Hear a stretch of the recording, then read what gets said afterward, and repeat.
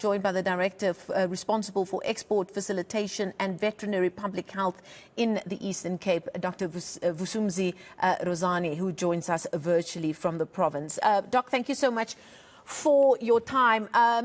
Quite a concerning report coming from the NSPCA, who was on site, we believe, at this feedlot where this livestock is being kept before being prepared for export from East London to the Middle East. We're talking about 56,000 sheep. From your understanding and from the reports you've received, what did those tests show up amongst the animals in that feedlot?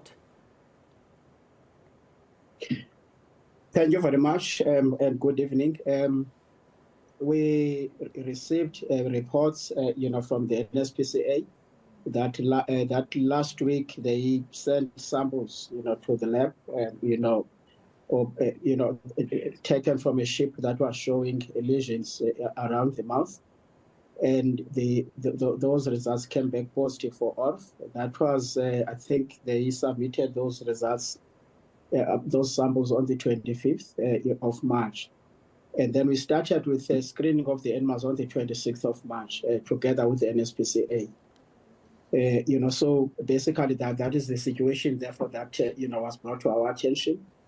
There were 56,000 sheep that were in the feedlot. And those animals, it was just that animal and few animals that showed the lesions that are indicative of ORF, so it was not a widespread problem.